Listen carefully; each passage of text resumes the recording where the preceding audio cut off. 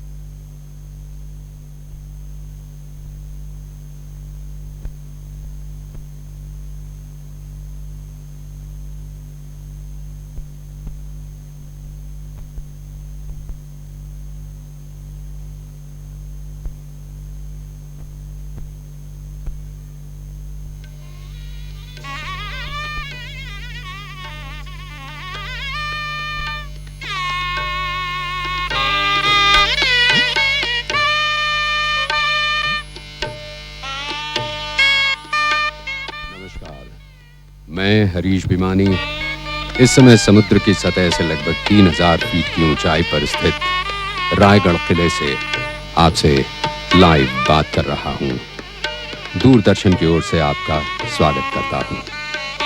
अवसर है छत्रपति शिवाजी महाराज की 319वीं पुण्यतिथि।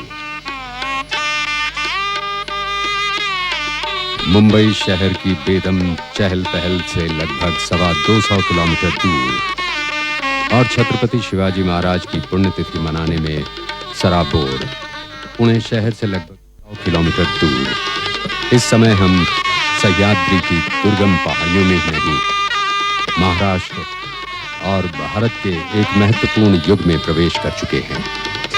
समय है 17वीं शताब्दी का अंत, वर्ष 1680, जब हिंदवी साम्राज्य के स्थापक हम में स्वतंत्रता और स्वाभिमान के बीज बोकर चल दिए।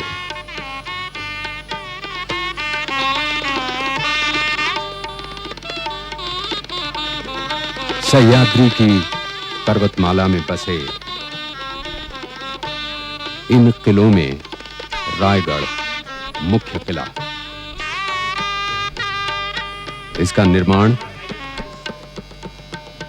17वीं शताब्दी के मध्य में शुरू हुआ। ये एक अकेला किला नहीं है, लगभग 360 किलों की श्रृंखला है यहां। इसके बारे में कहा जाता है कि चाहे ये 300 हों या 360 हों, आज तक शायद इन्हें कोई गिन नहीं पाया।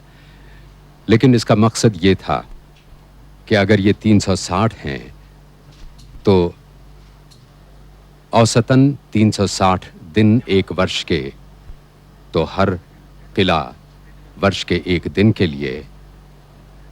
किंवदंती ये भी कहती है कि इन 360 किलों को जीतने के लिए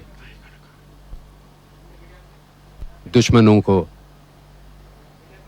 360 सालों तक युद्ध करना पड़ेगा।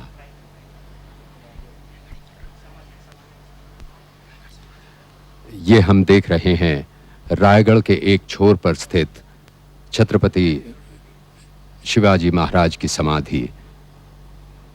सन 1680 में यहीं उन्होंने प्राण त्याग दिया था और यहीं उनकी अंत्येष्टि के बाद समाधि की स्थापना की गई थी।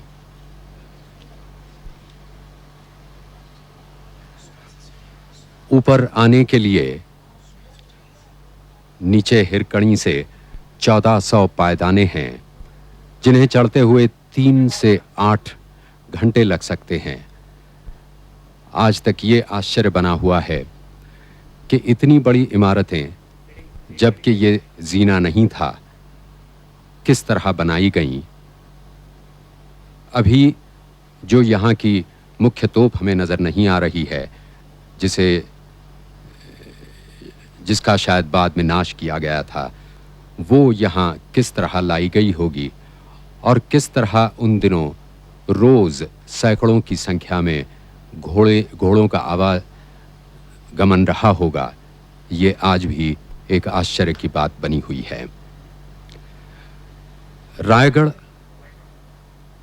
किला केवल एक किला ही नहीं, सभी सुविधाओं से परिपूर्ण एक पूरा नगर था। यहाँ लगभग 300 छोटे-छोटे महल और भवन थे। यहाँ 6 तालाब थे और 42 दुकानों वाला एक भरा पूरा बाजार था। अभी जो खंडहर मात्र बच गए हैं, इसके पास में ही शिवाजी महाराज का राज्याभिषेक हुआ था। 17वीं शताब्दी के हिंदवी साम्राज्य के शासक छत्रपति शिवाजी महाराज को अपनी श्रद्धांजलि अर्पित करने के लिए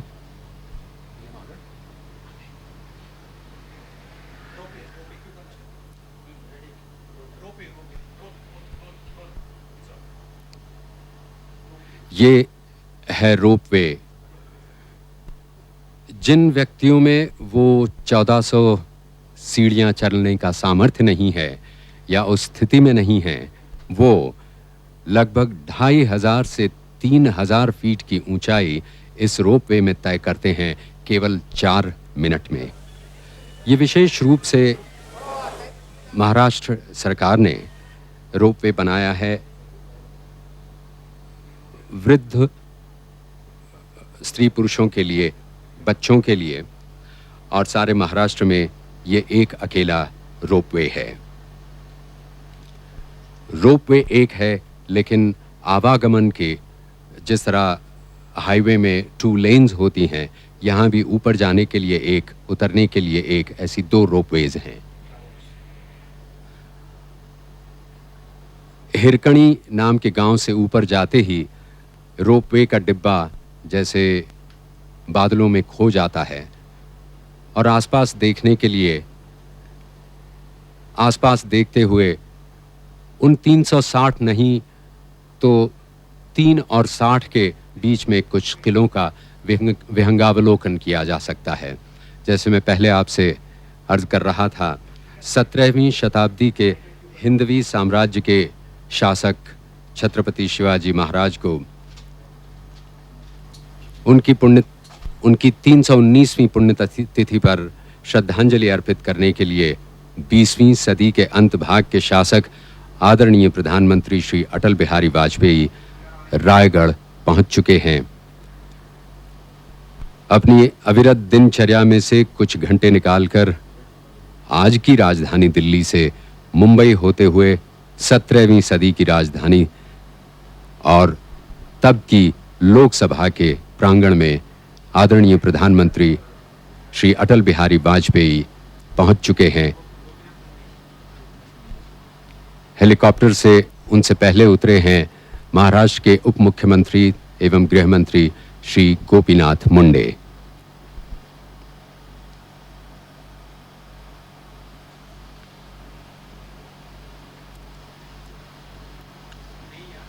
ये हेलीकॉप्टर खड़ा हुआ है हेलीपैड में, जो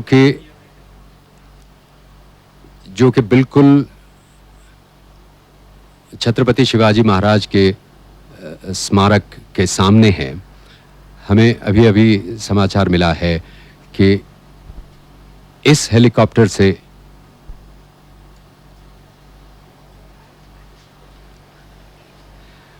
प्रधानमंत्री नहीं आए हैं। ये हेलीकॉप्टर उनके हेलीकॉप्टर की अगवानी समझा जाएगा।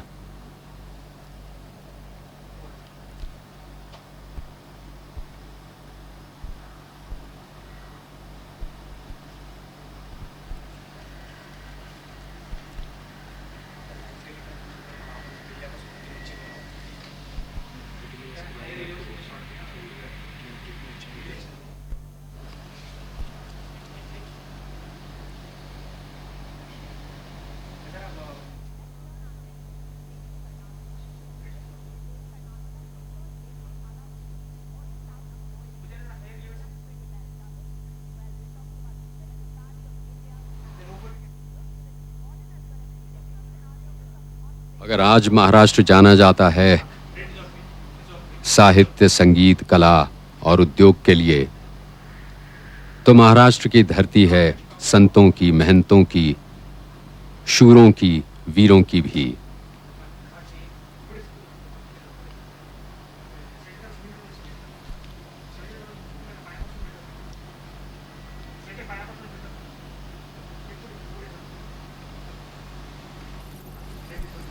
इसे एक विडंबना ही समझा जाएगा कि नीचे के गांव हिरकणी से रायगढ़ के किले तक पहुंचते हुए जहां 3 से 8 घंटे लग सकते हैं, वहां 225 किलोमीटर की दूरी पर स्थित बंबई से यहां हेलीकॉप्टर से आते हुए केवल 18 मिनट लगते हैं। और ये दृश्य आप हेलीकॉप्टर से देख सकते हैं।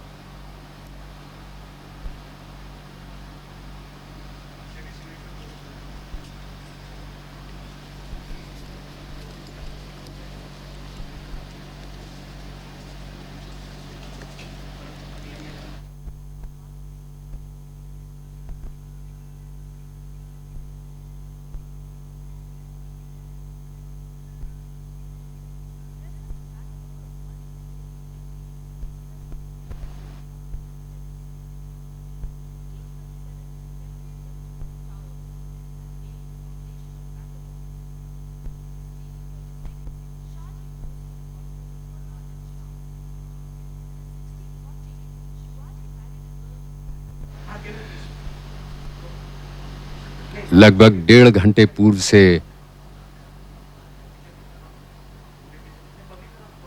आई जनता अभी प्रधानमंत्री जी की प्रतीक्षा में है।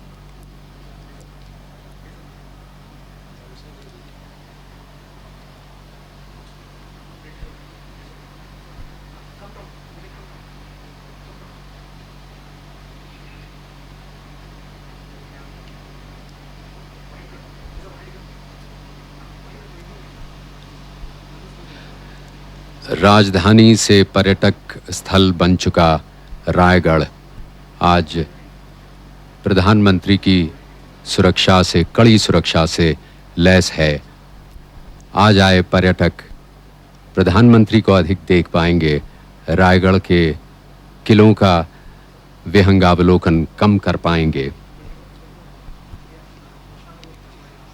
Chhatrapati Shivaji Maharaj, one of the greatest war strategists that history has known, एक और युद्ध की रणनीति में निपुणता और दूसरी ओर स्वाभिमान की मिसाल बने छत्रपति शिवाजी महाराज को प्यार से उनके दुश्मन भी, जिसे अंग्रेजी में ग्रजिंगली कहेंगे, पहाड़ों का चूहा कहते थे।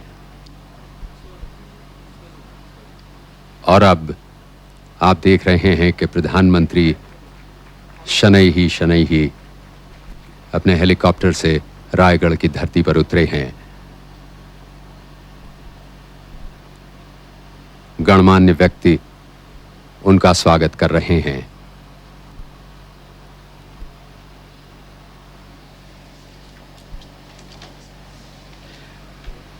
इस ऐतिहासिक कार्यक्रम का आयोजन किया है श्री शिवाजी रायगढ़ स्मारक मंडल पुणे, स्थानिक उत्सव समिति महाड़ तथा महाराष्ट्र सरकार के सार्वजनिक निर्माण विभाग ने।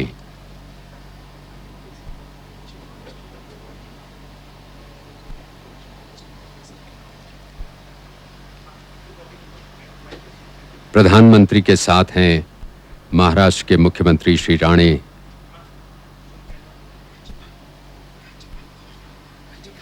राज्यपाल श्री अलेक्जेंडर, उप मुख्यमंत्री Shri Gopinath Munde, information and broadcasting minister Shri Pramod महाजन,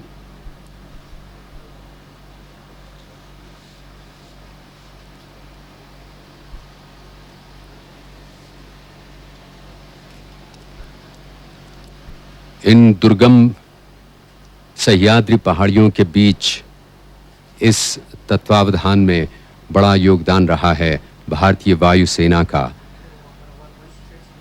तथा महाराष्ट्र सरकार के PWD पब्लिक वर्क्स डिपार्टमेंट सार्वजनिक निर्माण विभाग का। केवल 72 घंटों की अवधि में जिस आउटडोर ब्रॉडकास्ट वैन से मैं अभी आपसे बातचीत कर पा रहा हूं और आप लाइव चित्र देख पा रहे हैं, उसका एक एक हिस्सा हेलीकॉप्टर द्वारा, जहां हेलीकॉप्टर मुमकिन नहीं था वहां खुद लोगों द्वारा, यहां तक कि दूरदर्शन के एक एक इंजीनियर ने, एक एक कर्मचारी ने अपने साथ आते हुए इस सारी मशीनरी का एक एक हिस्सा अपने कंधे पे उठाया। जहां पानी की व्यवस्था नहीं थी वहां सैकड़ों फीट की पाइपलाइन लगाकर पानी मुहैया किया गया।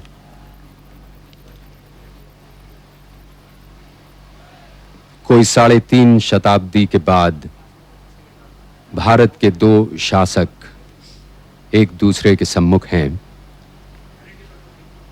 प्रधानमंत्री ने अपनी हार्दिक श्रद्धांजलि अर्पित की है छत्रपति शिवाजी महाराज को।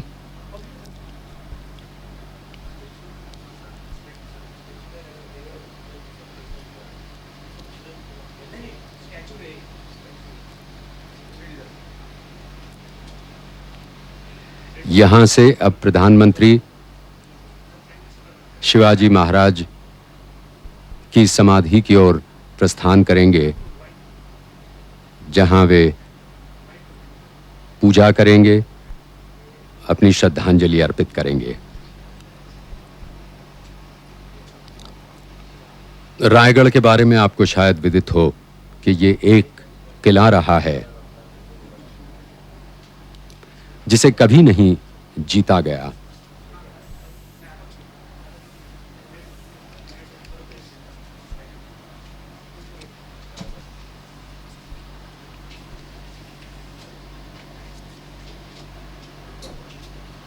The engineering marvel that Raigad is,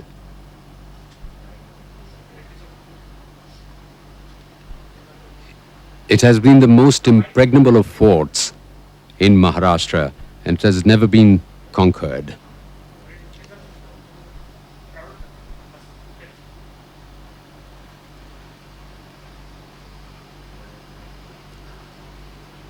The mountain mouse, पहाड़ों का चूहा कहा जाने वाला शिवाजी, वो अपने हथियारों में तलवार और तोपों के अलावा अपना मुख्य हथियार वो मानते थे इन पहाड़ों की ऊंचाई को और इन दुर्गम किलों को। शिवाजी महाराज ने किले भी 1, 2, 5, 10, 50 नहीं, पूरे 360 किले बनाए थे।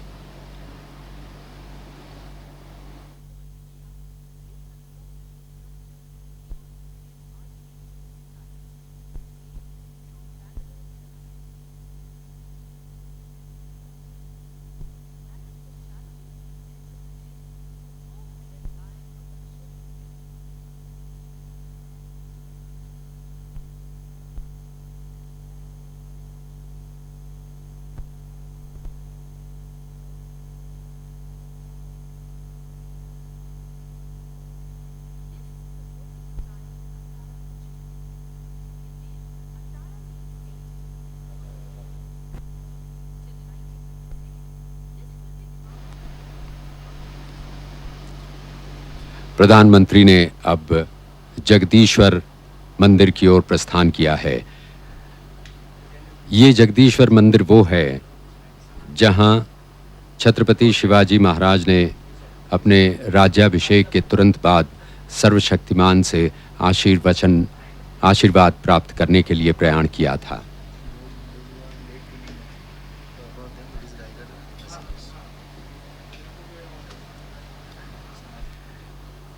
ये फिर एक बार है शिवाजी महाराज की समाधि।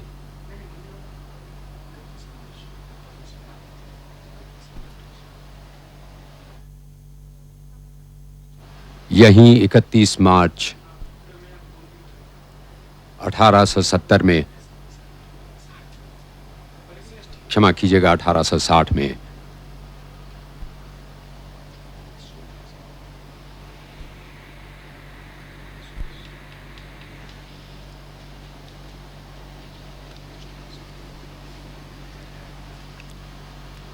यहीं 31 मार्च 1670 के वर्ष में शिवाजी महाराज ने प्राण त्याग दिए थे।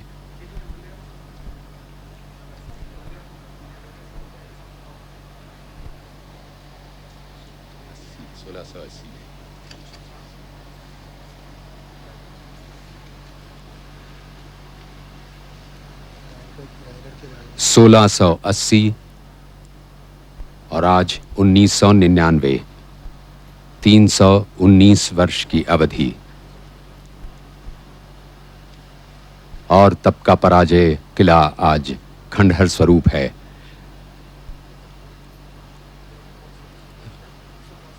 इस पहाड़ी पर, रायगढ़ की पहाड़ी पर बनी इस राजधानी में जो दूर से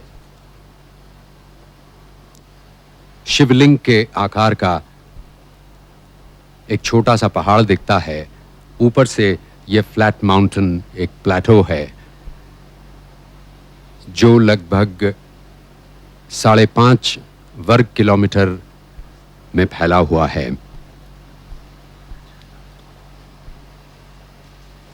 जहां शिवाजी महाराज अपनी सभा बुलाया करते थे, वहां से लगभग 1.5 किलोमीटर की दूरी पर है जगदीश्वर का मंदिर।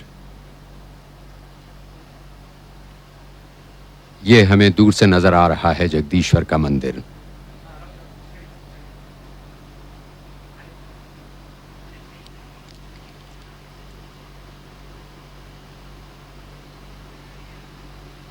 शिवाजी महाराज का निधन लगभग 50 वर्ष की अल्पायु में हुआ था।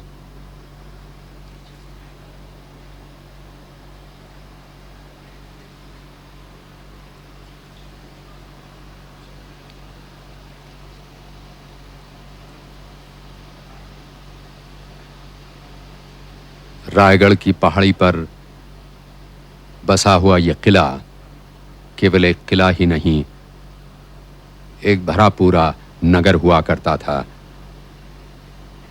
यहां 300 छोटे छोटे महल भवन थे। एक छोर पर जगदीश्वर का ये मंदिर, पानी मुहैया कराने के लिए 6 तालाब थे।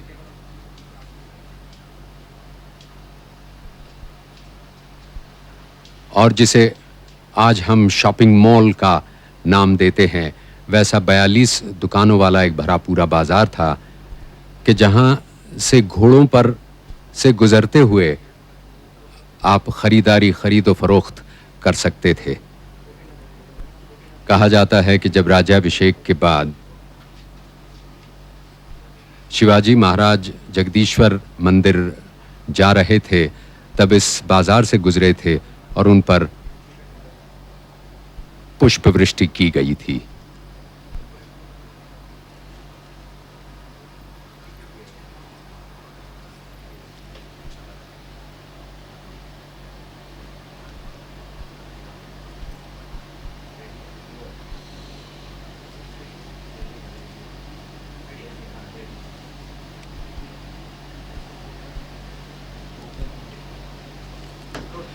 छत्रपति शिवाजी महाराज की पुण्यतिथि के अवसर पर हम आपको ले चलते हैं महाराष्ट्र के उप मुख्यमंत्री जनासी आधारू मुंडे के कक्ष में। अखंड स्थितीचा निर्धारू श्रीमंत योगी स्वामी समर्थ रामदास जी के इन शब्दों के साथ मैं छत्रपति शिवाजी महाराज को अभिवादन करता हूं।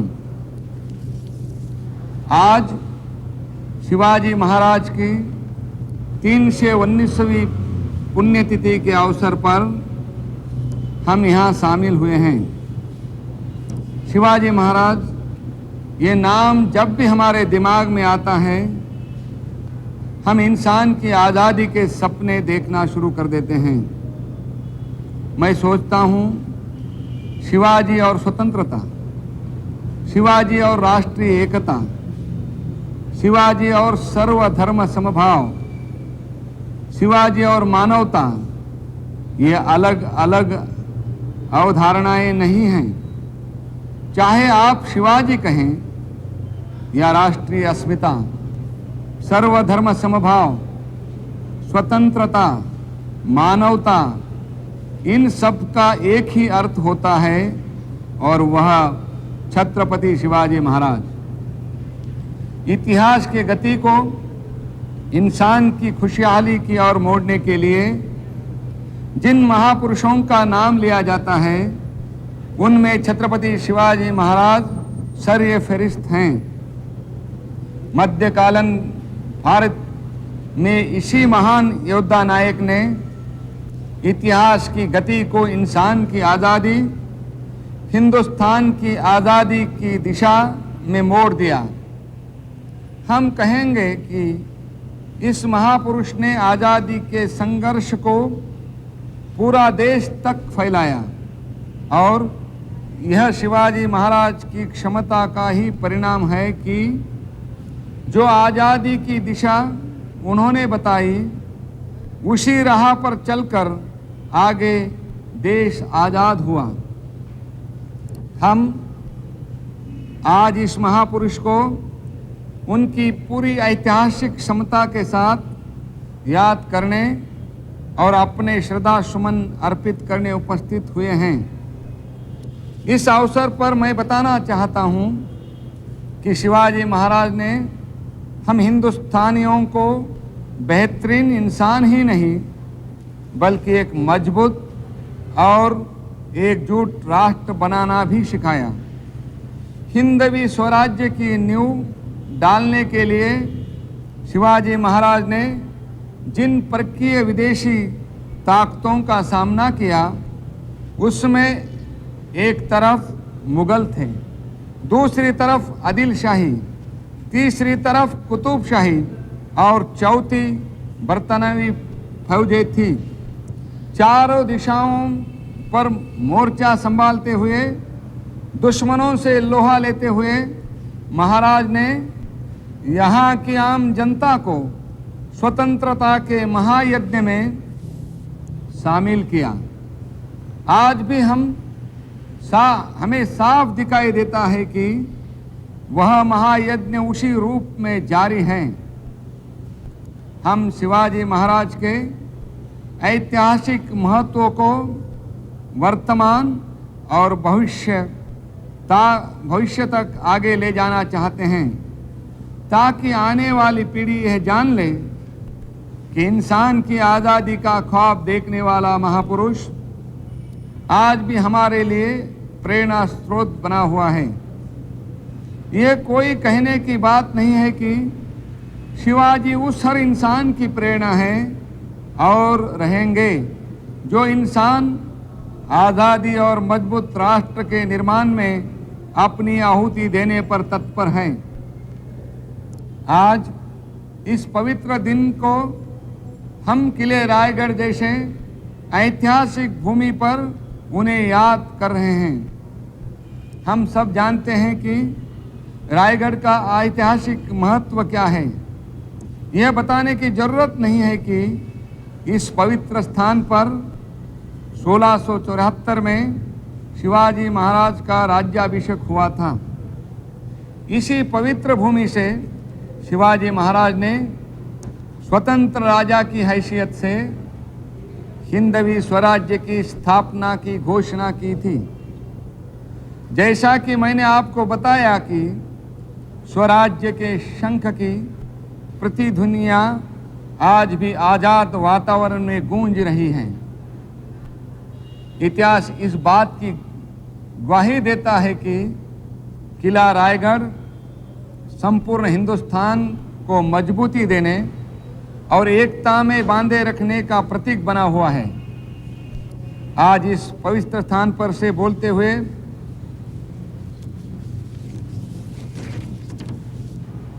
और सबसे महत्वपूर्ण बात तो यह है कि दोस्तों, हिंदुस्तान के प्रधानमंत्री माननीय अटल बिहारी वाजपेयी हमारे बीच पधार रहे हैं। इस अवसर पर मुझे ये कहने दीजिए कि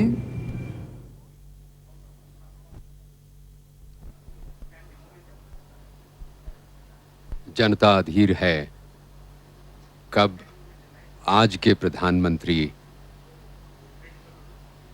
उस स्थान का ग्रहण करें जो सैकड़ों वर्ष पूर्व उस शिवाजी महाराज ने ग्रहण किया था, उसी दरबार हॉल में, उसी दरबार भवन में, जहां उनका अष्ट प्रधान मंडल उनसे हर सुबह मिला करता था और राज्य प्रशासन की चर्चा किया करता था।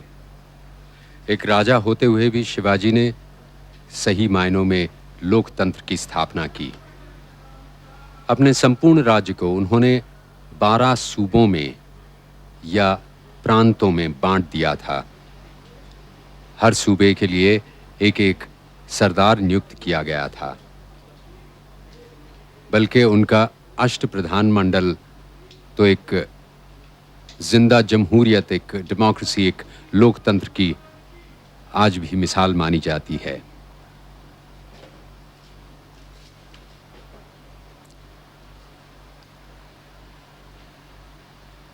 शिवनेरी किले पर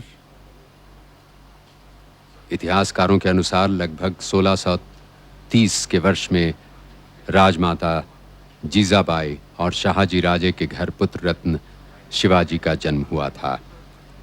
न्याय प्रिय, अनुशासन प्रिय, प्रजा प्रिय, विनम्र, फिर भी वीर थे शिवाजी महाराज।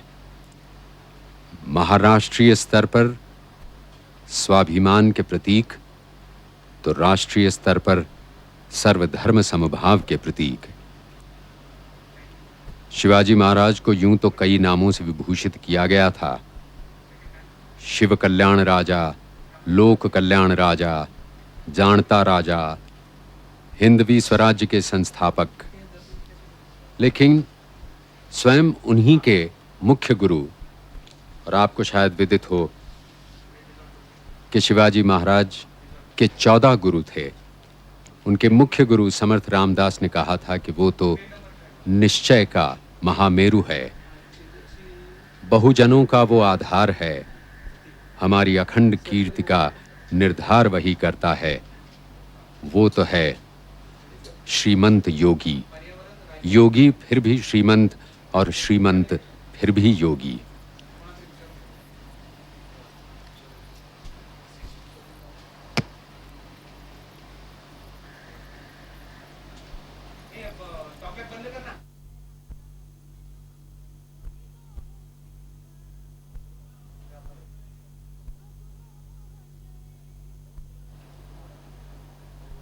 कहा जाता है कि शिवाजी महाराज के 14 गुरुओं में से 11वें गुरु, जिन्हें शिवाजी महाराज बहुत मानते थे, वे एक मुसलमान औलिया थे, सैयद याकूब बाबा सरवरी। और इनसे शिवाजी महाराज को विशेष ज्ञान प्राप्त हुआ था। किंवदंती या इतिहास जो कहें वो है कि शिवाजी महाराज दाभोल में अंग्रेज़ों के खिलाफ युद्ध करने जा रहे थे और वहां जाते हुए रास्ते में इस औलिया सैयद याकूब बाबा सरवरी के चरण में मत्था टेकने गए। औलिया ने कहा कि बेटा, ये समय अभी तुम्हारे लिए सही नहीं है अंग्रेज़ों से युद्ध करने के लिए। लेकिन शिवाजी महाराज का संकल्प ऐसा था कि कमान से जैसे तीर छूट चुका था। वे युद्ध को गए, लेकिन ये उन कम लड़ाइयों में से थी जो शिवाजी महाराज जीते नहीं। वे फिर एक बार उसी औलिया के पास गए। औलिया ने उन्हें एक शुभ समय का संकेत दिया। दाभोल में फिर वो युद्ध हुआ और इस बार शिवाजी महाराज जीते।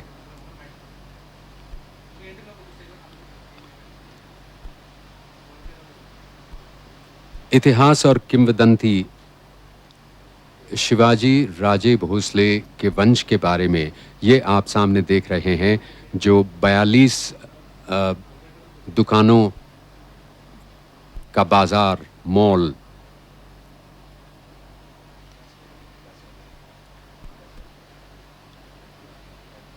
और ये दुर्गम पहाड़ियों का एक दृश्य। यह है रायगढ़ किले का एक हिस्सा। आज भी छितरी हुई हैं वहां कुछ झोंपड़ियां, कुछ निवास स्थान।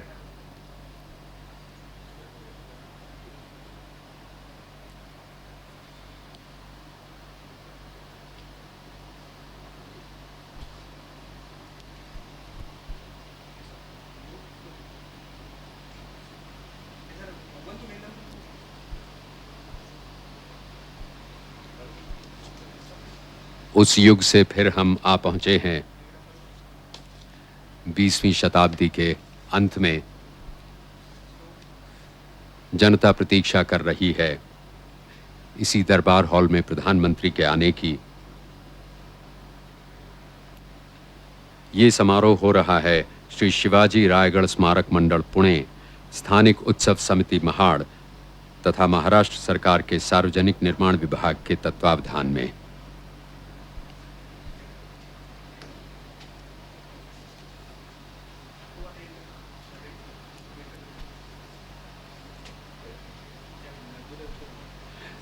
शिवाजी महाराज के वंश यानी राजे भोसले वंश के बारे में एक रोचक किंवदंती ये भी है कि शिवाजी महाराज के पिताजी शाहजी राजा तथा उनके पिताजी दादा मालोजी राजा, वे एक बार महसूल वसूली के लिए अपने सैन्य के साथ जा रहे थे।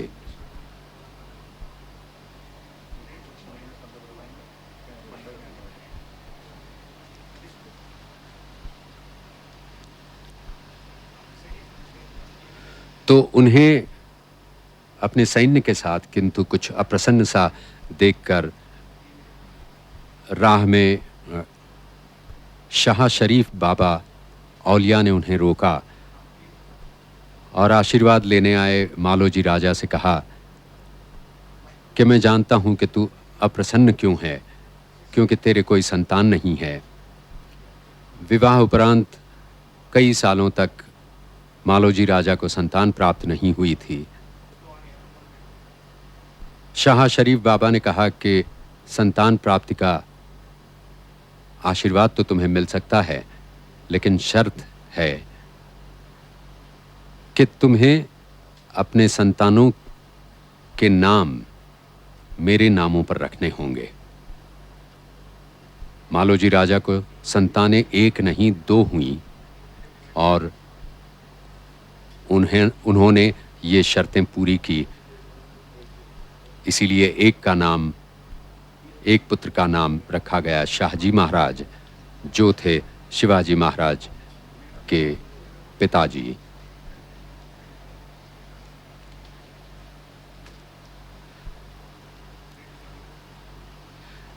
सर्वधर्म समभाव में पूर्ण विश्वास रखने वाले शिवाजी महाराज ने अपने आर्मी चीफ,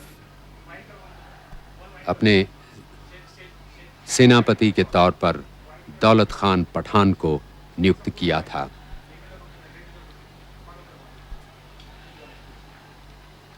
पंडाल की तरफ बढ़ रहे हैं प्रधानमंत्री श्री अटल बिहारी वाजपेयी तथा अन्य गणमान्य व्यक्ति। उनकी बाईं ओर हैं राज्यपाल श्री अलेक्जेंडर। शिवभक्तांच्या वतीने मी सर्वांचं हार्दिक स्वागत करीत आहे।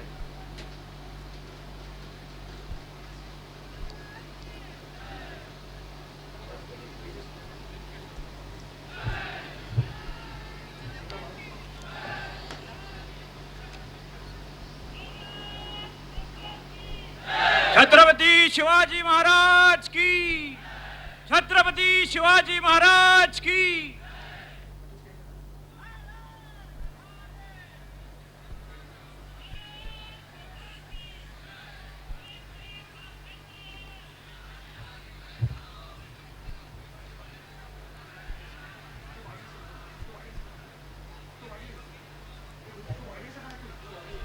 छत्रपति शिवाजी महाराज ने ही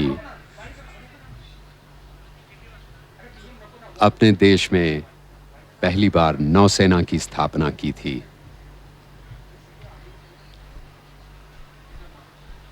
और नौसेना अध्यक्ष थे दरिया सारंग मैनाक भंडारी। सर्वधर्म समभाव में विश्वास रखने वाले शिवाजी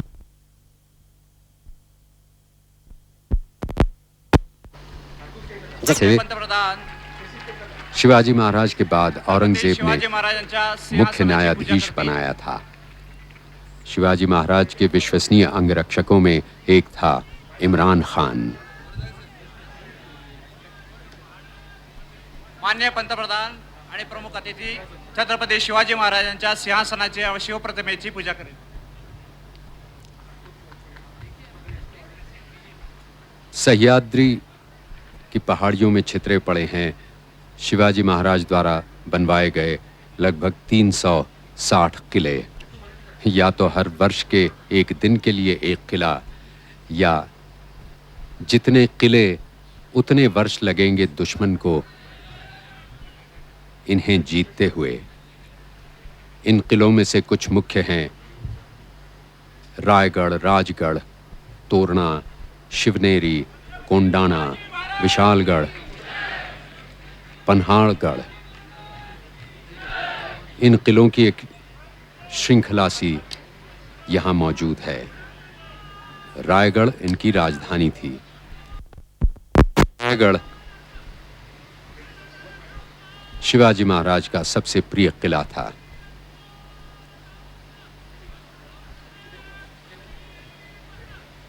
छत्रपती शिवाजी महाराज की. शिवाजी महाराज की प्रतिमा पर एक बार फिर माल्यार्पण प्रधानमंत्री द्वारा।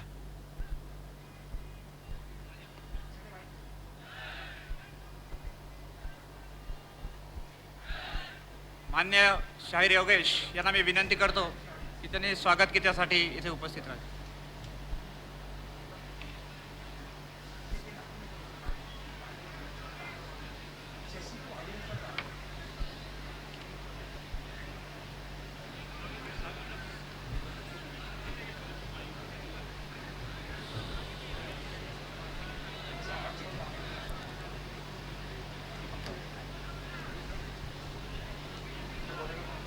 इन 360 किलों में से रायगढ़ शिवाजी महाराज का सबसे प्रिय किला था। यहीं से वे तंजवूर तक छाए सारे प्रांत का प्रशासन करते थे। आज के कंप्यूटराइज्ड युग की सुविधाओं से बिगड़े हम शायद ये कल्पना भी नहीं कर सकते शाहीर कि योगेश उस काल में किस तरह रोजमर्रा के कारोबार का वहन होता होगा, किस तरह इतने दूर संदेश पहुंचाए जाते होंगे और उसका पालन होता होगा।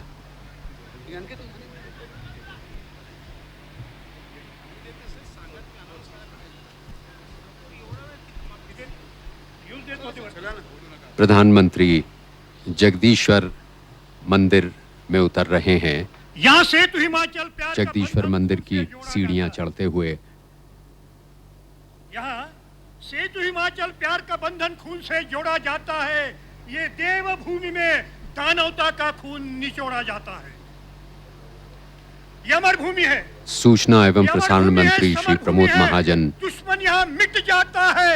यहाँ देशद्रोही से खून प्रधानमंत्री रिश्ता का मार्ग खून से प्रशस्त करते जोड़ा हुए जाता है।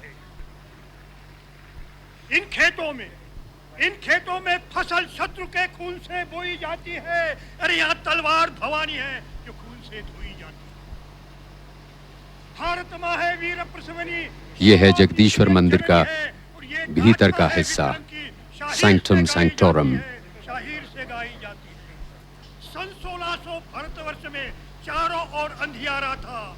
कहीं विद्रोही, कहीं मुगलों ने स्वतंत्रता को घेरा था। स्वप्नों में नहीं सोचा प्रधानमंत्री के साथ हैं कभी टूटेगा और स्वराज्य महाराष्ट्र के मुख्यमंत्री श्री नारायण राणे। विश्ववंदिनी भारत माँ का राज सिंहासन ये हैं श्री गोपीनाथ मुंडे। विश्ववंदिनी भारत माँ का राज सिंहासन टूटा था और पुनराभिषिक्त होने वाला ये राष्ट्र पुरुष शिवराया था, ये राष्ट्र पुरुष शिवराया था। यह सिंहासन रामकृष्ण का, यह सिंहासन रामकृष्ण तथा श्री सुरेश प्रभु, पर्यावरण मंत्री।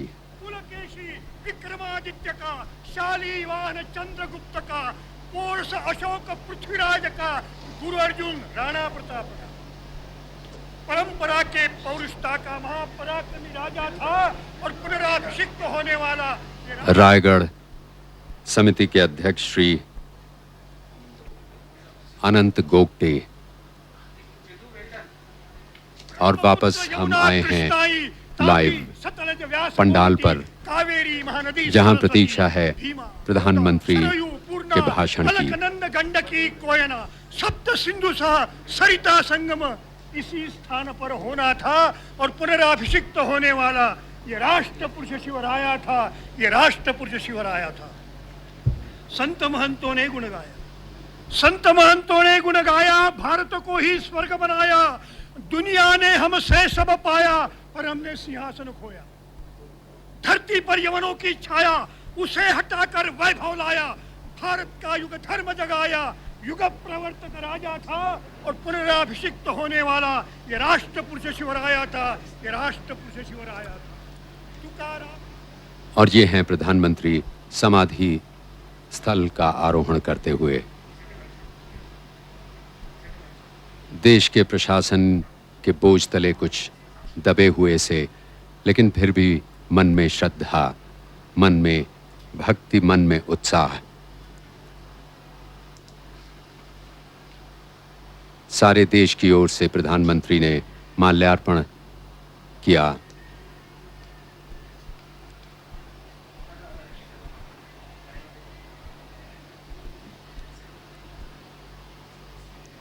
हालांकि प्रधानमंत्री एवं सभी गणमान्य व्यक्ति अभी पंडाल पर पहुंच गए हैं और अपने भाषण की तैयारी में हैं।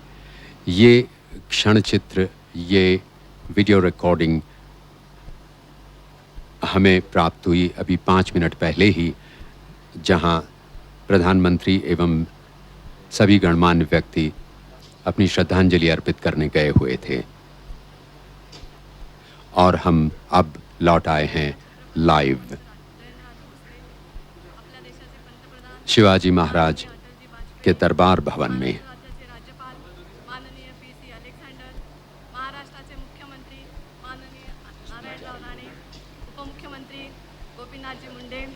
व्यासपीठावरील मान्यवर आणि छत्रपतींना मानाचा मुजरा करण्यासाठी उपस्थित असलेले सर्व शिवप्रेमी बंधू आणि भगिनी, रायगडावर खडे पसरले शिवरायांच्या पायी, हिरे माणके हीच आम्हाला दौलत दुसरी नाही, असं अभिमानाने सांगणाऱ्या या समस्त रायगडवासियांच्या वतीनं मी जिल्हा परिषदेच्या अध्यक्ष या नात्याने आपल्या सर्वांचे सहर्ष स्वागत करीत आहे। मराठा तितुका मिळवावा, महाराष्ट्र धर्म वाढवावा हा महामंत्र रामदासांनी उच्चारला आणि त्याची अंमलबजावण्याची कामगिरी छत्रपती शिवाजी महाराजांनी केली।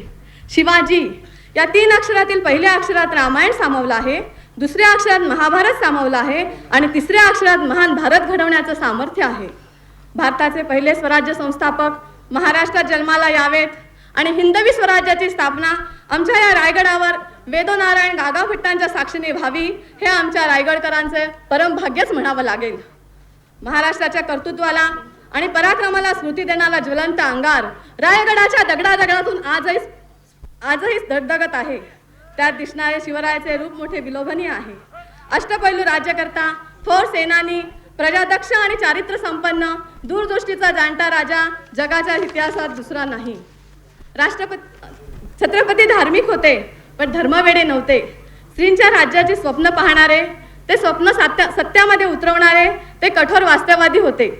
स्वराज्य उभे करत असताना प्रजाची आहे कल्याणाची जबाबदारी राजाची आहे याचा त्यांना कधीही विसर पडला नव्हता। विजयनगर सारखी हिंदू साम्राज्य वैभवाच्या ऐन शिखरावर असताना परकीय आक्रमणाने नामशेष झाली, ती पुन्हा कधी उभी राहू शकली नाहीत। पण पुरंदराच्या तहाने धुळीस मिळालेलं राज्य त्याच धुळीतून परत उठवून त्याला सुवर्णमय करण्याचे सामर्थ्य फक्त या एकाच महापुरुषाला लाभले, ही देखील इतिहासाची नोंद आहे। छत्रपतींच्या पराक्रमाची आणि कर्तृत्वाची साक्ष असणाऱ्या या रायगडावर जिल्हा परिषदेचे माजी अध्यक्ष प्रभाकर पाटील आणि त्यावेळेचे कार्यकारी अभियंता नारायणराव फडके यांनी अनेक सुधारणा करून गड सतत जागता ठेवण्याचा प्रयत्न केला. पण इतकेच नव्हे तर सतत जगदीश्वराच्या पूजेसाठी आणि छत्रपतींना वाहण्यासाठी ताजी फुलं मिळावीत म्हणून सुंदर एक बगीचाही उभारला होता. पण या सर्व गोष्टी आता उद्ध्वस्त झाल्या आहेत. इस समय आप सुन रहे हैं स्वागत भाषण श्रीमती सुप्रिया पाटिल का रायगढ़ जिला परिषद की ओर से. श्रीमती सुप्रिया पाटिल. महाराष्ट्राचे हे स्तुतिस्थान अधिक दैदीप्यमान करावे, तेजोमय करावे. निश्चयाचा महामेरू, बहुतजनांसी आधारू, अखंड स्थितीचा निर्धारू, श्रीमंत योगी अशा या महाराष्ट्राच्या युगपुरुषाला तमाम रायगडवासियांच्या वतीनं मी अभिवादन करून माझे स्वागतपर भाषण समजवते. जय भवानी, जय शिवराय. प्रमुख पाहुण्यांचा परिचय करून देत आहेत मंडळाचे कार्य अनंतराव गोगटे. छत्रपती शिवाजी महाराजांच्या 319व्या पुण्यतिथी समारंभासाठी आवर्जून उपस्थित असलेले स्वसंरक्षण समर्थ भारताचे पंतप्रधान माननीय अटलजी और ये हैं रायगढ़ समिति के अध्यक्ष श्री अनंतराव गोगटे. महाराष्ट्राचे मुख्यमंत्री श्रीयुत नारायणरावजी राणे, केंद्रीय माहिती व नभोवाणी मंत्री श्रीयुत प्रमोदजी महाजन, वन व पर्यावरण मंत्री श्रीयुत सुरेशजी प्रभू, उपमुख्यमंत्री श्रीयुत गोपीनाथजी मुंडे, रेल्वे राज्यमंत्री श्रीयुत रामभाऊ नाईक, प्रतिवर्षी या पुण्यतिथीस निष्ठापूर्वक येणारे विविध पाड्यातील, वाड्यातील, खेड्यातील ग्रामस्थ व शहरवासीय आणि आज येथे उपस्थित असलेल्या माता भगिनी आणि बांधवांनो, कैलासवासी लोकमान्य बाळ गंगाधर टिळक यांनी स्थापन केलेल्या श्री शिवाजी रायगड स्मारक मंडळाचा कार्यवाह ह्या नात्याने मी आपणा सर्वांचे हार्दिक स्वागत करतो. या वर्षाची आणखी एक विशेषता आहे. महाराजांचे राज्यारोहणास यंदा 325 वर्षे पूर्ण होत आहेत.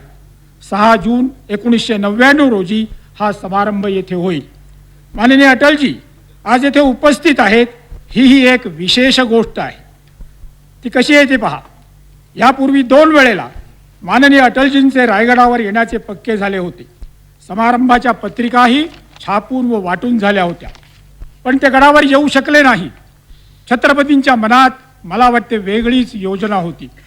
अटलजी, तुम्ही या असुरक्षित झालेल्या भारताचे पंतप्रधान व्हा. पोखरण येथे अणुस्फोट घडवून हम भी कुछ कम नहीं हे जगाला दाखवून द्या आणि मगच रायगडावर येऊन या हिंदवी स्वराज्याच्या गादीला आपण केलेला मानाचा मुजरा मी स्वीकारीन असे बहुतेक थोरल्या महाराजांचे मनात होते. म्हणून 2 वेळेला गडावर येऊ शकला नाही. अटलजी, जय जवान जय किसान आणि जय विज्ञान हा मंत्र देऊन भारताचे मनोबल तर वाढवलेच, शिवाय पाकिस्तानातील लाहोरला सद्भावना बसगाडीतून प्रवास करून भारतीय हे आक्रमण धार्जिणे नसून त्यांच्या मैत्रीचा हातही सदैव पुढे असतो. मित्र मात्र सच्चा असावा. दगाबाजी करून आग्र्याच्या नजर कैदेत ठेवणाऱ्यासारखा नसावा ही आमची संस्कृती आम्हाला सांगते आणि आम्हाला पुढे म्हणते. सदैव सर्वेपि सुखिनः सन्तु सर्वे सन्तु निरामयाः सर्वे भद्राणि पश्यन्तु मा कश्चित् दुःखमाप्नुयात् ही आमची संस्कृती आहे. त्या संस्कृतीचे आम्ही वारसदार आहोत. आपल्या बस प्रवासातून तुम्ही जगाला आश्चर्यचकित केले आहे. जनहो, समाजावर निर्व्याज प्रेम करणारा स्वयंसेवकच हे धाडस करू शकतो, अन्य कोणीही नाही. बालपणापासून ज्या निष्ठांवर आणि व्यक्तींवर मनापासून प्रेम केले आणि आपल्या आयुष्याची वाटचाल तुम्ही केली, त्या शिवाजी महाराजांच्या बद्दल आपल्या मनात एक वेगळे स्थान आहे. कविराज अटलजींच्या मनात आज त्या भावभावनांनी हलकल्लोळ मांडलेला असणार याची मला खात्री आहे. त्या भावभावना व्यक्त करणाऱ्या शब्दपंक्ती, काव्य त्यांच्याकडून आजच्या भाषणात आपणा सर्वांस ऐकावयास नक्कीच मिळेल याची मला खात्री आहे.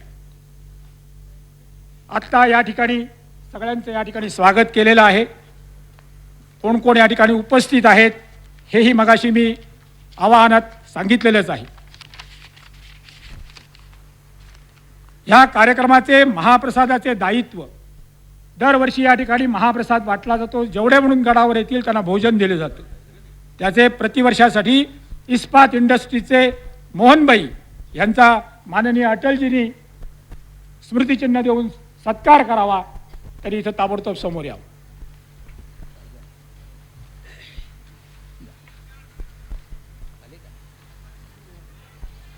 या पुढे.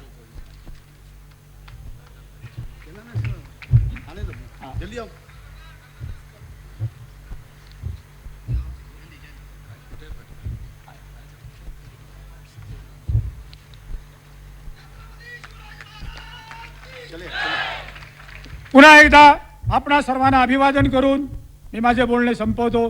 धन्यवाद. एक गोष्ट, या ठिकाणी रायगड स्मारक समितीनं स्मरणिका काढलेली आहे, त्याचं प्रकाशन माननीय अटलजींनी करावं अशी मी त्यांना विनंती करतो.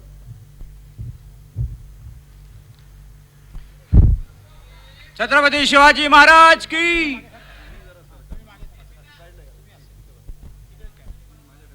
छत्रपति शिवाजी महाराज के जय घोष के बीच आज के इस कार्यक्रम के लिए विशेष रूप से बनाई गई स्मरणिका का विमोचन कर रहे हैं प्रधानमंत्री. छत्रपती शिवाजी महाराज की. यानंतर स्थानिक उत्सव समिती महाडचे अध्यक्ष म ग वडके हे थोडक्यात प्रस्तावित करतील. आजचे सन्माननीय पाहुणे, भारतभूषण पंतप्रधान अटल बिहारी वाजपेयी, आमदार अलेक्झांडर साहेब राज्यपाल महाराष्ट्र राज्य, माननीय नारायणराव राणे मुख्यमंत्री महाराष्ट्र शासन महाराष्ट्र राज्य, गोपनाथजी मुंडे, प्रमोदजी महाजन, रामभाऊ नाईक आणि व्यासपीठावर सर्व मान्यवर मंडळी आणि आपण सर्व मंडळी जी इतक्या कष्टाने ह्या उन्हातानातून या ठिकाणी शिवपुण्यतिथीचे येतात, त्या सर्वांना उद्देशून भाषण सुरू करीत आहे. आज आपण श्री छत्रपती शिवरायांच्या 391व्या पुण्यतिथीसाठी रायगड या तीर्थक्षेत्री जमलो आहोत.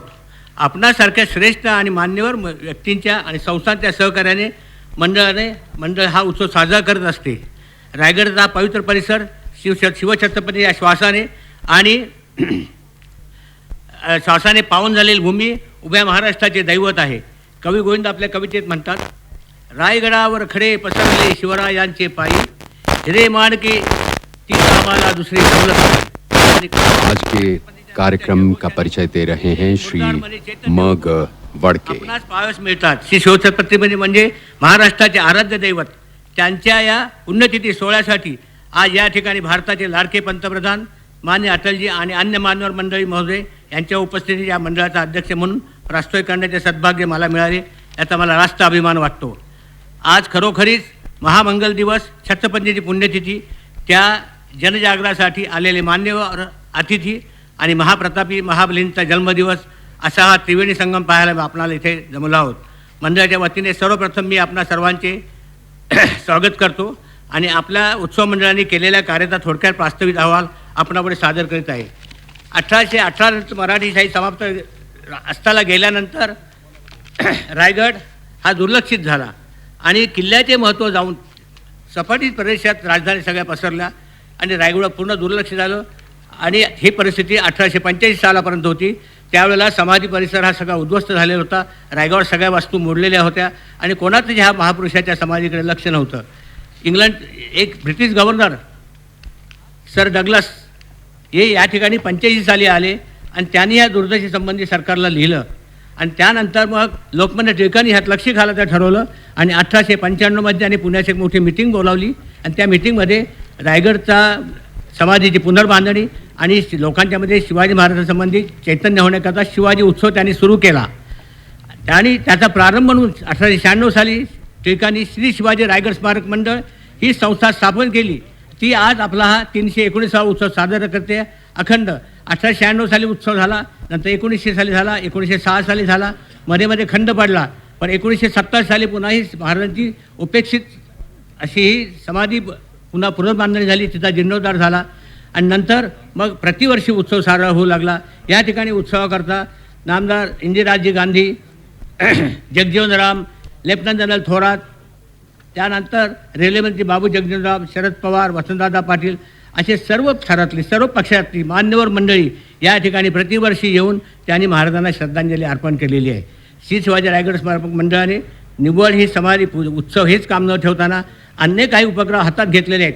त्यापैकी एक महत्त्वाचा असा की शिवचरित्रासंबंधी वेगवेगळ्या विद्वानांचे मान्यवरांचे ग्रंथ प्रकाशित करायचे. हाही त्यांनी उपक्रम त्याप्रमाणे 5-10 ग्रंथ प्रसिद्ध झालेले आहेत.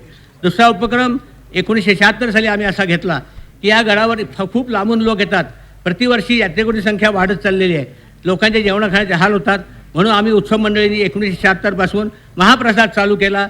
त्यालाही मोठे स्वरूप व्यापक स्वरूप आलेलं आहे आणि आलेल्या माणसांची फार मोठी सोय होते आणि आपल्या पितामहाचं श्राद्धाचं त्यांना जेवण मिळतं. झालं.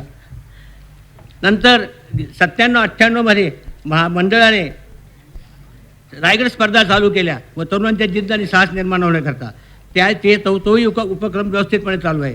आता मंडळाचे 2 संकल्प आहेत, त्यांच्यासंबंधी उल्लेख करून मी लांबलेलं भाषण थांबवतो. एक महत्त्वाचं म्हणजे हे आपल्या भारत समाधी आहे 26 साली बांधलेली, जी आत्ता 1999 साल आहे. तिच्यावर 2-3 वेळा वीज पडली. समाधीचा परिसर इमारत खिळखिळ झालेली आहे. घुमटाची मुहूर्त झालेली कशीबशी उभी आहे. त्याची पुनर्बांधणी करायची हा संकल्प मंडळाने सोडलेला आहे आणि तो शासन आणि जनता यांच्यातूनच तो पुरा होईल. आणि मला असं वाटतं की आपल्या पंतप्रधानांनी यासंबंधी ठोस घोषणा करावी आणि मंडळाला त्या प्रोजेक्ट जो 5 कोटीचा प्रोजेक्ट आहे त्या प्रोजेक्टला हातभार लावावा.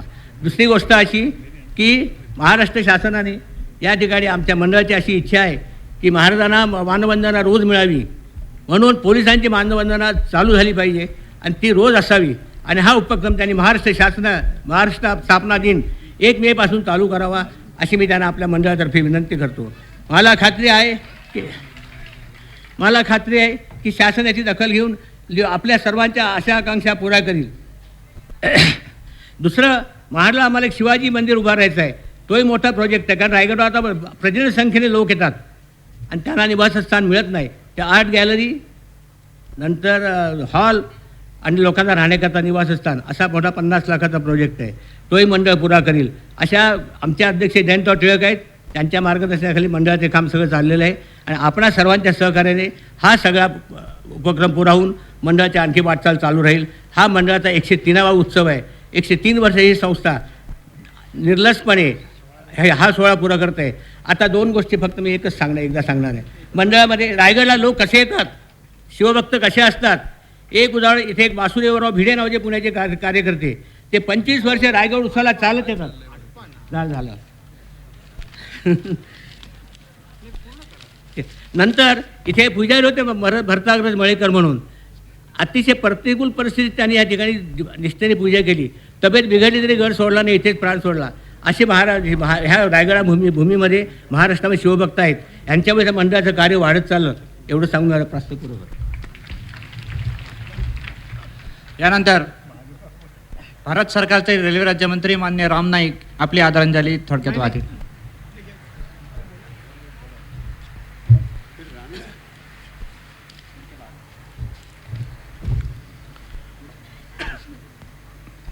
आदरणीय प्रधानमंत्री माननीय अटल बिहारी वाजपेयी जी, महाराष्ट्र राज्य के राज्यपाल अलेक्जेंडर जी, महाराष्ट्र के मुख्यमंत्री श्री नारायण राणे जी, मंच पर विराजमान सभी मान्यवर और उपस्थित भाइयों और बहनों, आज सुबह मैं जब यहाँ आया तो हमारा सबका जानता राजा छत्रपति शिवाजी महाराज की जो समाधि है उसकी पूजा करने का गौरव मुझे प्राप्त हुआ। और आज देश का जानता राजा माननीय अटल बिहारी वाजपेयी जी जब यहाँ आए हैं तो मैं मेरे ओर से छत्रपति शिवाजी को श्रद्धांजलि अर्पित करता हूँ, सुमनांजलि आदरांजलि अर्पित करता हूँ। और उन्होंने जिस प्रकार से काम किया उसी प्रकार का काम करने का एक संकल्प दोहराता हूँ। इन शब्दों के साथ बहुत बहुत धन्यवाद। नमस्कार, जय भारत। यानंतर महाराष्ट्राचे लाडके नेतृत्व मान्य मुख्यमंत्री नारायणजी राणे आपली आदरांजली आपल्या समोर वाहत आहेत.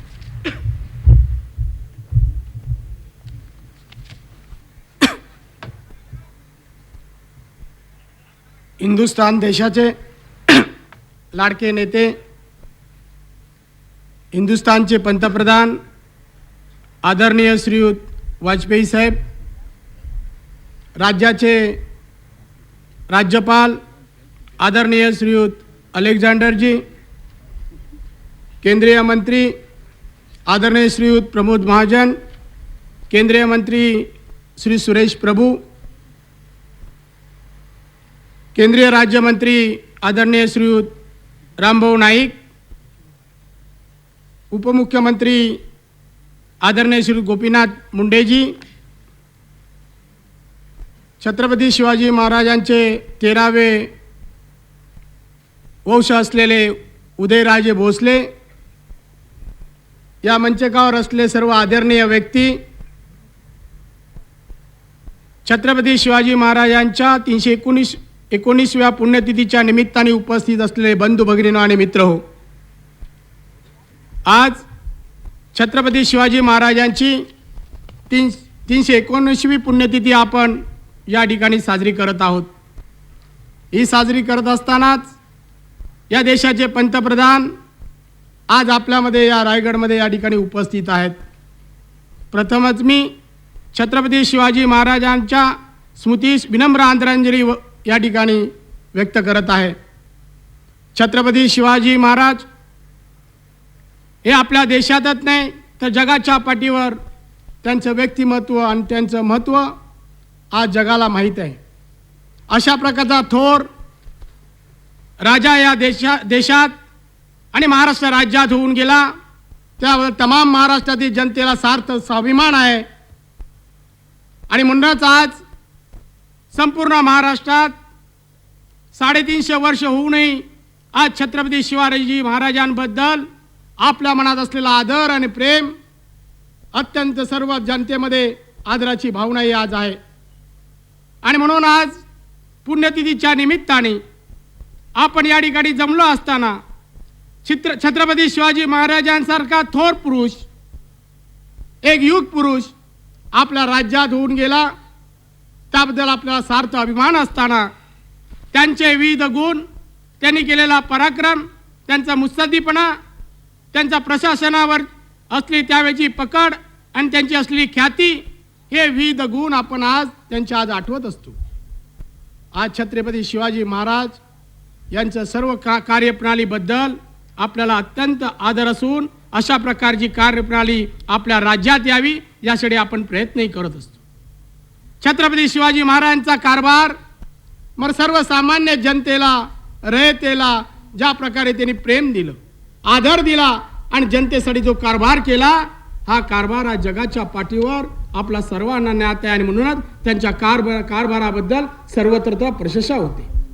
बहुजन हिताय आणि बहुजन सुखाय असा त्यांचा मंत्र कारभाराचा आज हे युती सरकार तशा स्वरूपाचं काम त्यांचा आदर्श डोळ्यासमोर ठेवून आज आपण या ठिकाणी महाराष्ट्रात करत आहोत. महाराष्ट्राचा कारभार एक लोककल्याणकारी कारभार व्हावा, जसं आपण छत्रपती शिवरायांचं नाव घेऊन आज कारभार करतो. हे युती सरकार गेली 4 वर्ष महाराष्ट्रात जे काम करत आहे, हे काम एक हा महाराष्ट्र एक लोककल्याणकारी महाराष्ट्र व्हावा, जो कारभार छत्रपती शिवाजी महाराजांच्या राजवटीत होता, ज्या राजवटीत सर्वसामान्य जनतेला न्याय होतं, सर्वसामान्य जनतेचं संरक्षण होत होतं, रयतेचं राज्य म्हणून त्यावेळेला प्रसिद्ध होतं. ते रयतेचं राज्य आजही आज या महाराष्ट्रात रयतेला वाटावं की राज्य कारभार केला जातो, हा आमच्यासाठी केला जात आहे, अशा प्रकारची भावना जनतेमध्ये व्हावी म्हणूनच आम्ही छत्रपतींचा आदर्श डोळ्यासमोर ठेवून आज आम्ही महाराष्ट्रात काम या ठिकाणी करत आहे.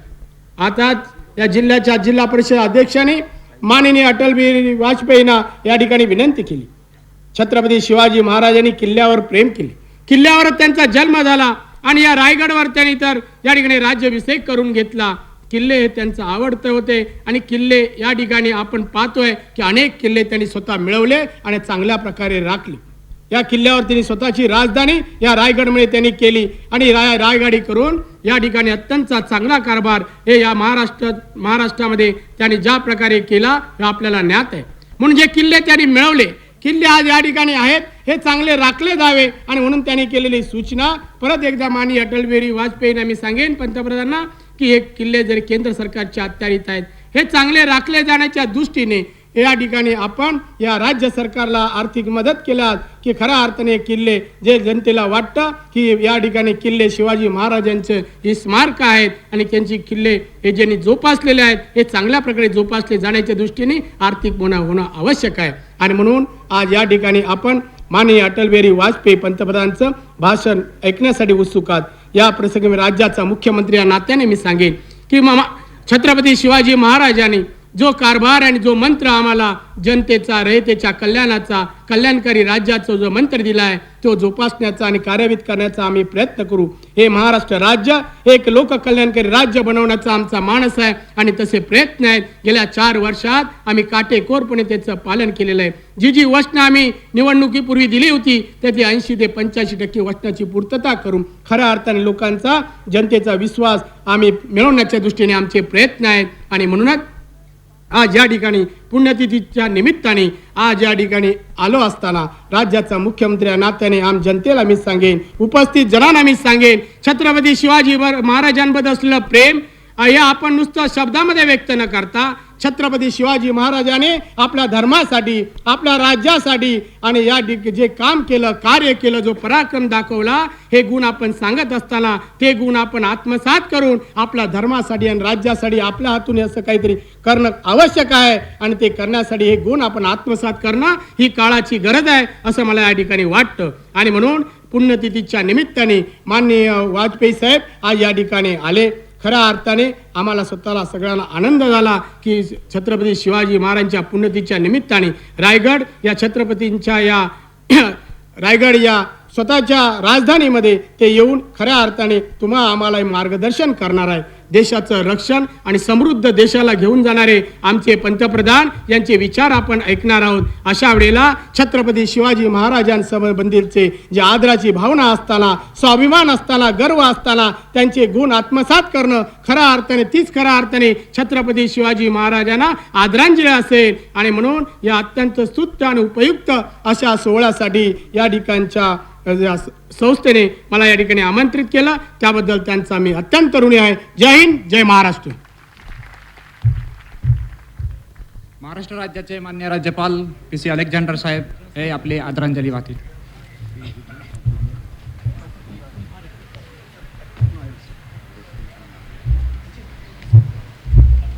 श्री अलेक्जेंडर।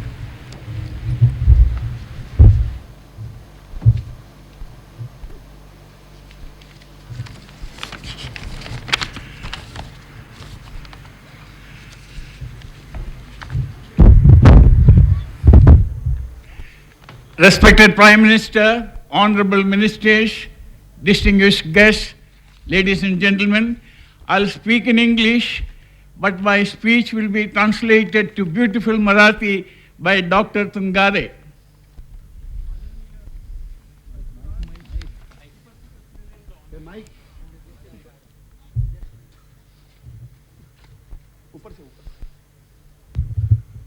माननीय पंतप्रधान अटल बिहारी वाजपेयी जी, या ठिकाणी उपस्थित असलेले मंत्रीगण, या ठिकाणी उपस्थित असलेल्या बंधू आणि भगिनींनो, मी या ठिकाणी इंग्रजीमध्ये भाषण करत आहे। माझ्या भाषणाचा अनुवाद डॉक्टर तुंगारे आपल्यासमोर करत आहेत। I consider it a great privilege to participate in this day celebrations when we are fortunate to have our respected Prime Minister in our midst. या ठिकाणी या समारंभामध्ये सहभागी होण्याचा सन्मान मिळाला असं मला वाटतं। या ठिकाणी भारताचे पंतप्रधान अटल बिहारी वाजपेयी आलेले आहेत। Whenever I reflect on the life achievements of this illustrious son of India, Chhatrapati Shivaji Maharaj, one thought that comes uppermost in my mind is that in the annals of Indian history, there is no one else outside the realm of religion who has commanded loyalty, respect, adoration, reverence in such an intense manner from the millions of ordinary people as Chhatrapati Shivaji Maharaj. ज्या वेळेला छत्रपती शिवरायांच्या बद्दल या थोर भारत मातेच्या सुपुत्राबद्दल मी विचार करतो त्यावेळेला मला एक गोष्ट निश्चितपणे जाणवते की कोणताही धार्मिक पुढारी सोडला तर अशी कोणतीही व्यक्ती नाही की ज्या व्यक्तीने छत्रपती शिवाजी महाराजांसारख्या व्यक्तीने लोकांमध्ये जनसामान्यांमध्ये लोकप्रियता मिळवलेली आहे।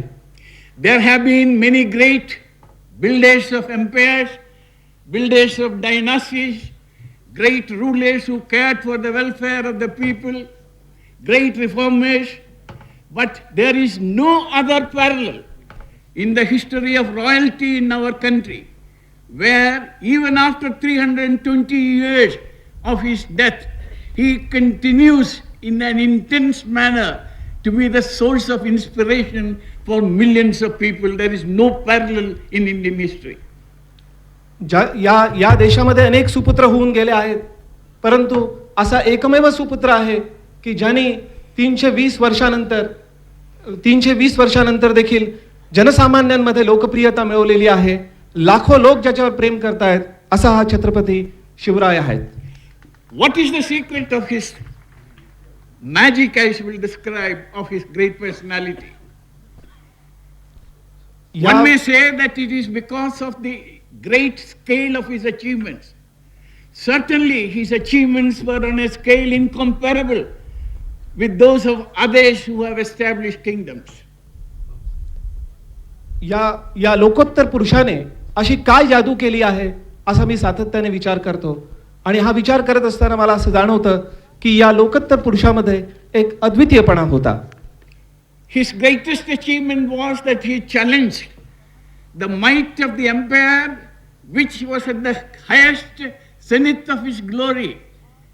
I am referring to the Mughal Empire, extending from Kabul in the north to Andhra Pradesh in the south, from Assam in the east to Gujarat.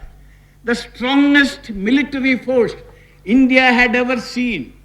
He challenged such a force with practically nothing which could be called an organized army.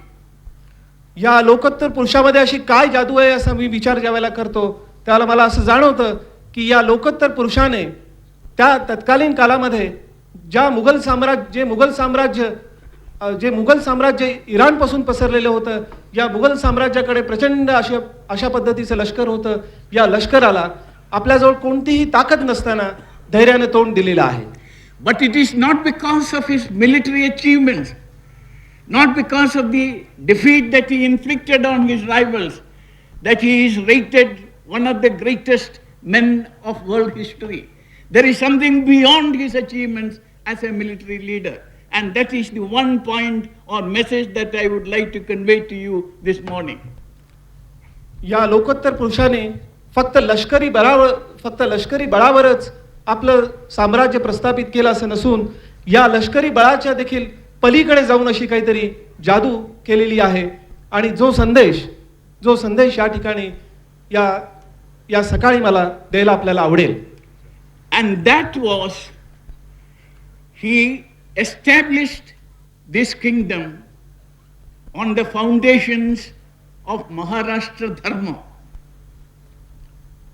या ठिकाणी या लोकोत्तर पुरुषाने महाराष्ट्र धर्मावर आधारित असं जे राज्य निर्माण केलं हे त्याचं लोकोत्तरत्व होतं.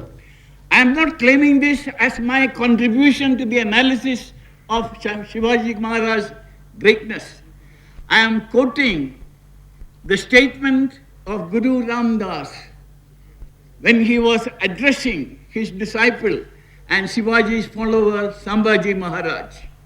या ठिकाणी हे मी स्वतःच काही सांगत नाही आहे, तर रामदासांनी छत्रपती शिवाजी महाराजांबद्दल, छत्रपती संभाजी महाराजांबद्दल जे काही म्हटलेलं आहे ते उद्धृत करत आहे.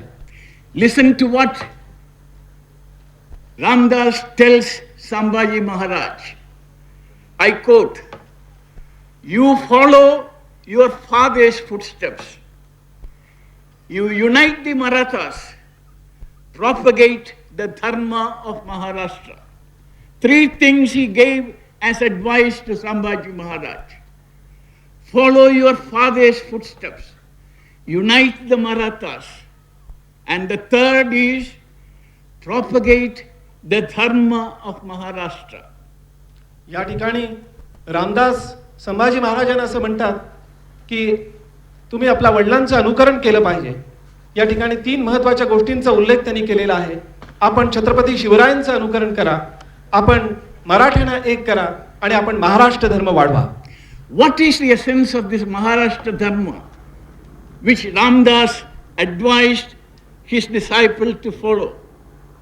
This was a concept or a code or a philosophy which had been developed over a period of 3.5 centuries before the advent of Shivaji Maharaj, and which was strengthened and further built upon by Shivaji Maharaj during his reign as the emperor. या ठिकाणी महाराष्ट्र धर्मामध्ये असं काय सामावलेलं आहे? महाराष्ट्र धर्माची ही संकल्पना गेल्या 3 शतकापासून रुजत चाललेली आहे आणि ही महाराष्ट्र धर्माची संकल्पना छत्रपती शिवरायांनी वाढवलेली आहे. There were 50 sages, saints, preachers of morality before the time Shivaji Maharaj came into power. And you must be interested to know that more than 50% of these 50 saints and sages of Maharashtra came from outside the priestly class.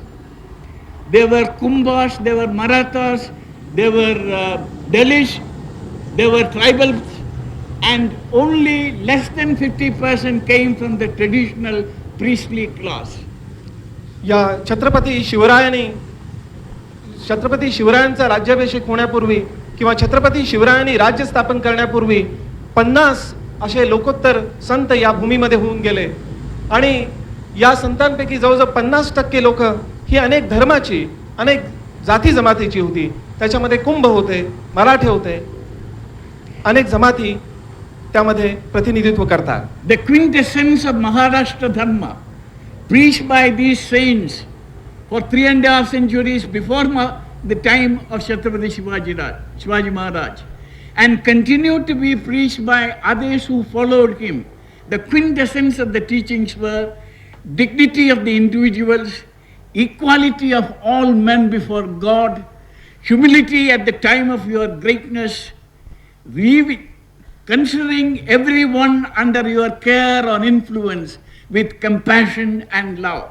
These were the essence of Maharashtra Dharma which was preached by these people.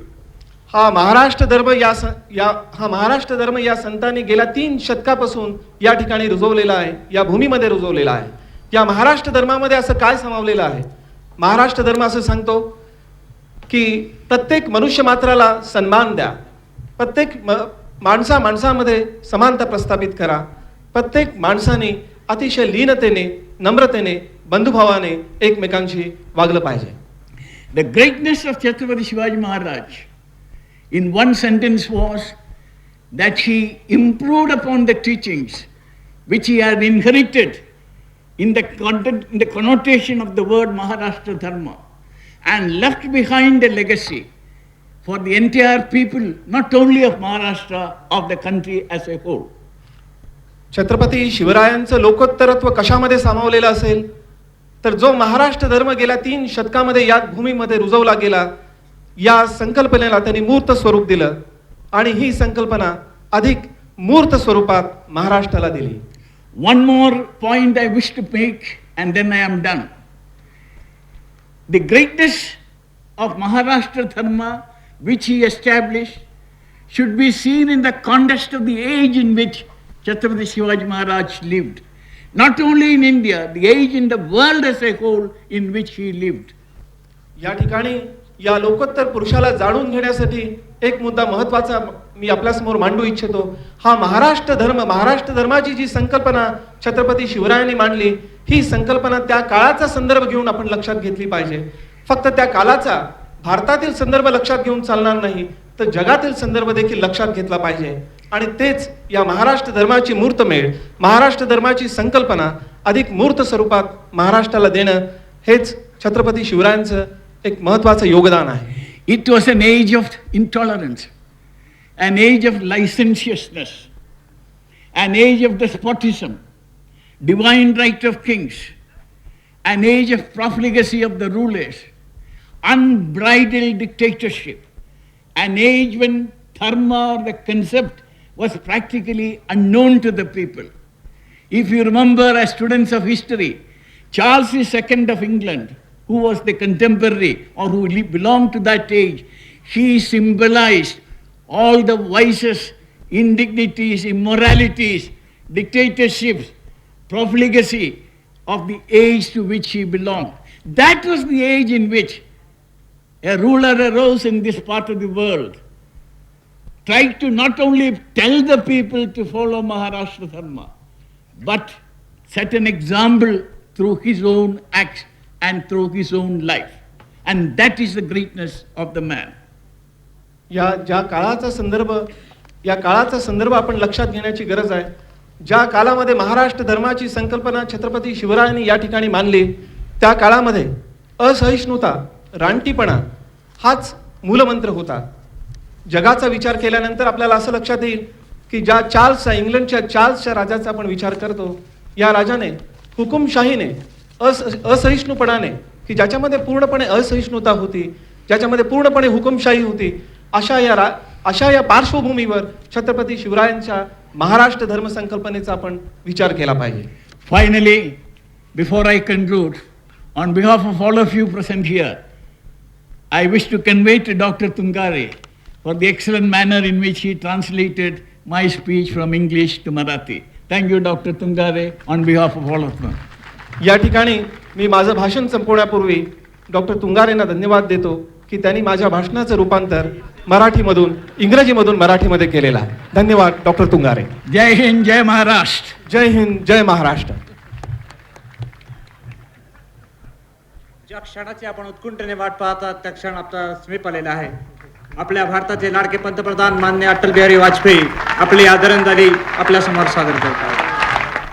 प्रधानमंत्री श्री अटल बिहारी वाजपेयी, आपके वक्तृत्व से अभिभूत देशवासियों को आपके संदेश की प्रतीक्षा है.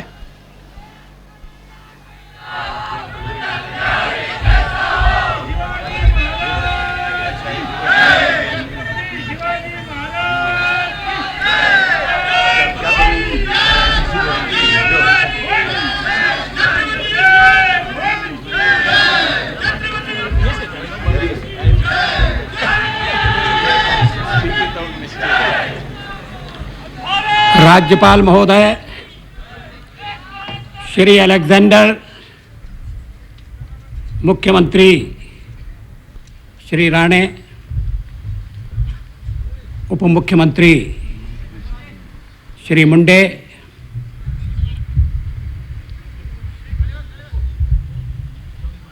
श्री प्रमोद महाजन, श्री रामभाऊ नायक, श्री उदयनराजे भोसले, श्री प्रभु, मंच पर विराजमान अन्य सहयोगी, देवियों और सज्जनों,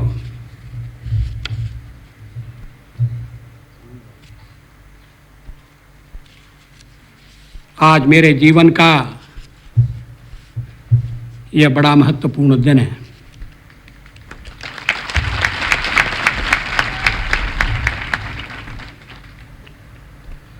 बरसों से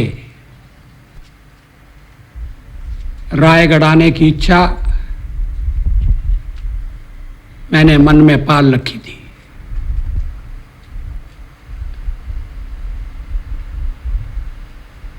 कार्यक्रम बने मगर पूरे नहीं हुए.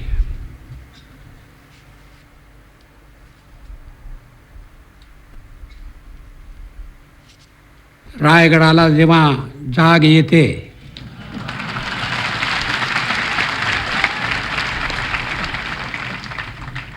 ये पुरंदरे साहब का नाटक देखकर मैं संतोष कर लिया करता था.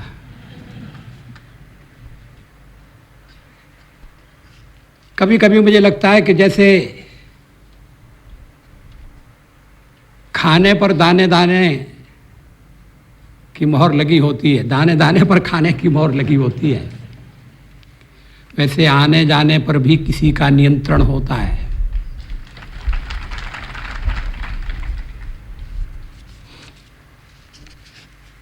पहले मैं आता तो 2-4 मित्रों के साथ आता, या पुण्यतिथि पर आता तो अन्य मित्रों से मुलाकात करने का अवसर मिलता. मैं अपनी ओर से श्रद्धांजलि समर्पित करता छत्रपति शिवाजी महाराज को, उनकी समाधि पर, उनके राज सिंहासन को। लेकिन आज मैं आया हूं तो मुझे अवसर मिला है कि भारत देश की सारी जनता की ओर से यहां श्रद्धा का निवेदन करूं।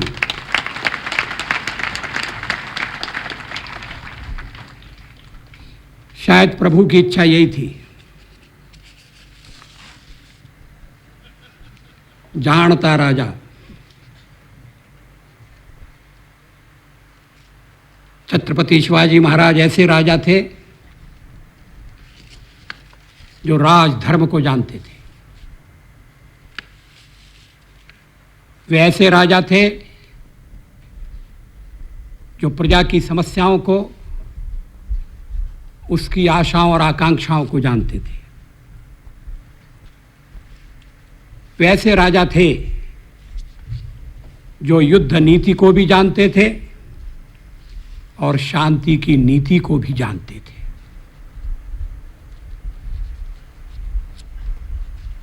कब युद्ध करना, किस सीमा तक युद्ध करना, किस प्रकार का युद्ध करना, युद्ध में कब आगे बढ़ना, आवश्यकता हो तो कब पीछे हटना, हमने छत्रपति शिवाजी महाराज के रूप में एक महान सेनापति देखा। उन्होंने युद्ध शास्त्र का अध्ययन किया था।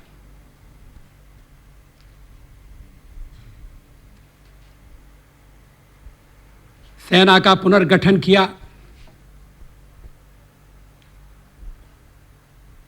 सेना में सभी वर्गों के लोगों का समावेश किया,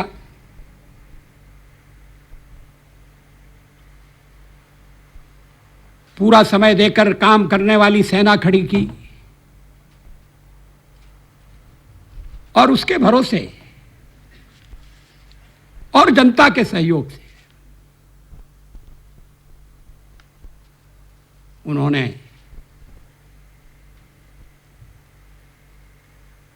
अपने छोटे से जीवन काल में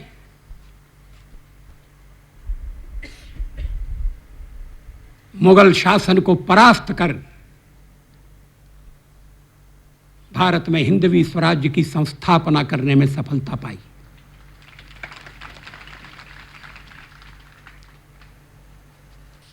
एक अंधकारपूर्ण काल था वो, बटा हुआ, विभाजित,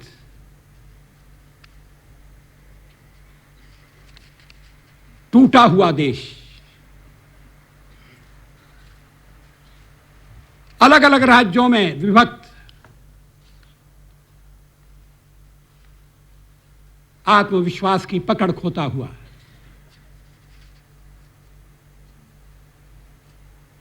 छत्रपति शिवाजी छत्रपति तो बाद में बने,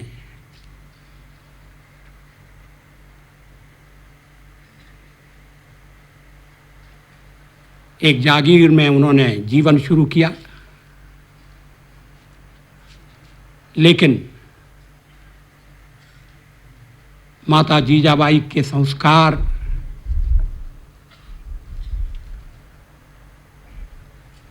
स्वामी रामदास और तुकाराम की शिक्षा, ये शिक्षा मराठी की शिक्षा नहीं है, हिंदी की शिक्षा है। मराठी में शिक्षा का मतलब होता है सजा, और जनता का सहयोग।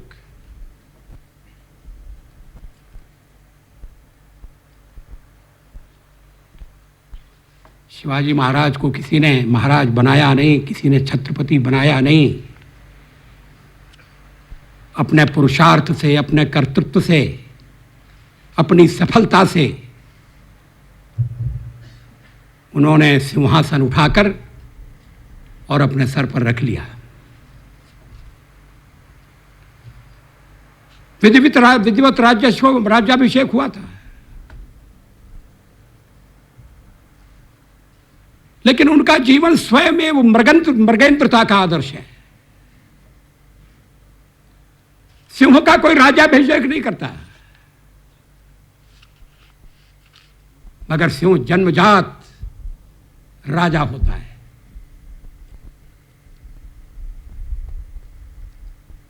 मानव समाज में भी कभी कभी वहां ऐसे व्यक्तित्व दिखाई पड़ते हैं जो थोड़े से कालखंड में इतिहास की धारा बदल देते हैं,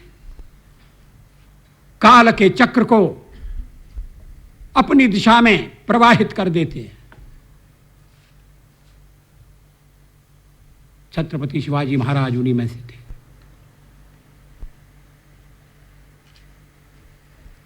राज्यपाल महोदय ठीक कह रहे थे, उनका व्यक्तिमत्व अद्वितीय था।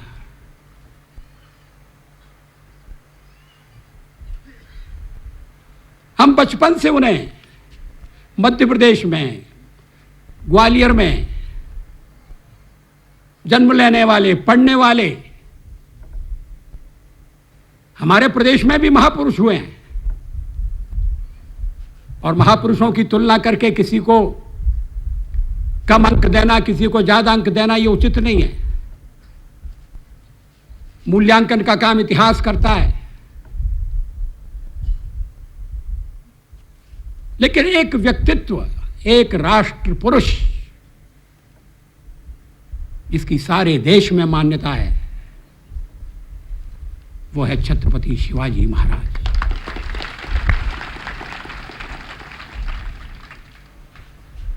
उन्होंने आगरा तक की यात्रा की थी। लौटते हुए कई स्थानों पर गए थे।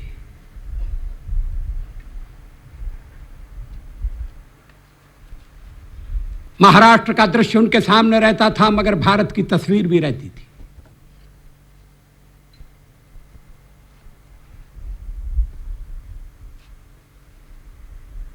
किस तरह से बादशाह के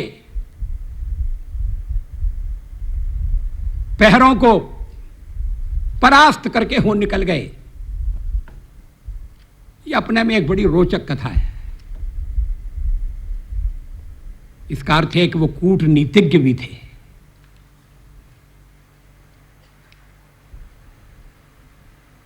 लड़ना भी जानते थे, युद्ध के मैदान में परास्त करना भी जानते थे, और रणनीति से काम लेकर कुशलता से अपना काम बनाना भी जानते थे।